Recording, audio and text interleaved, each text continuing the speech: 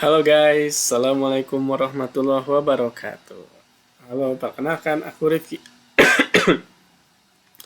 Hari ini aku akan menceritakan dua cerita hasil dari wawancara yang aku lakukan kemarin. Nah, jadi yang pertama aku itu habis mewawancarai guru tunas unggul. Nah, mereka bercerita tentang pengalaman mereka ketika hanya berharap kepada Allah saja. Nah, yang pertama aku mewawancarai Miss Arin. Miss Arin. Terus berikutnya yang kedua aku mewawancarai ibuku.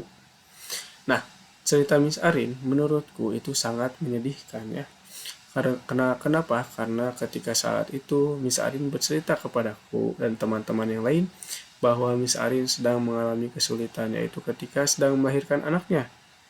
Nah, ketika pada saat itu seharusnya Miss Arin itu sudah harusnya melahirkan anaknya, tapi waktu itu belum sampai kepada pembukaan 10. Akhirnya ya Miss Arin bercerita kepada kami, dia berdoa kepada Allah, ya Allah, jika tidak bisa selamat, maka selamatkanlah anaknya. Namun pada akhirnya alhamdulillah Miss Arin dan anaknya selamat. Nah, menurutku itu adalah cerita yang eh, sedih ya. Kenapa sedih? Bukan sedih, Ketang. Sepertinya lebih mengharukan. Ya. Kenapa? Karena mengharukan. Karena ketika Miss Arin sedang membutuhkan pertolongan Allah, disitulah Allah hadir untuk menolong Miss Arin. Yeah. Nah, yang kedua adalah cerita tentang dari Mr. Rifki. Jadi pada suatu saat Mr. Rifki itu sedang ingin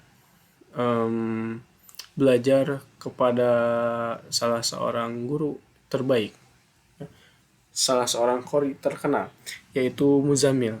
Nah, Mr. Rifki eh, pada waktu itu berdoa dalam tahajudnya. Ya, dia berdoa, ya Allah, berikanlah kesempatan aku untuk belajar membaca Al-Quran dengan Muzamil. Dan tak lama kemudian, kurang lebih 2 atau 3 bulan, ternyata Muzamil membuat kelas membaca Quran di Masjid Al-Latif. Dan Mr. Rifki menjadi salah satu dari muridnya. Yeay! Dari situ, aku bisa melihat dua persamaan ya dari dua cerita tadi.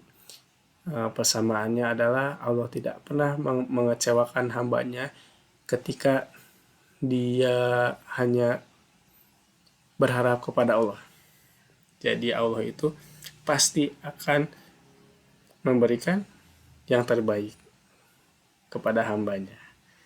Nah, perbedaannya adalah ketika yang pertama cerita yang pertama Miss Arin itu adalah haru ya, artinya ketika kesulitan menghadapi, dan cerita yang keduanya itu adalah ketika cita-cita ya. Jadi meskipun dua-duanya beda, yang satu sedang dalam kesulitan, yang kedua adalah untuk meraih cita-cita, tapi Allah tetap mengabulkan doa dari keduanya, dan Allah tetap uh, membantu keduanya apapun apapun yang terjadi. Sehingga kesimpulannya adalah Allah akan selalu ada untuk kita dalam setiap keadaan. Yay. Good. Oke, terima kasih. Demikian podcast dari saya.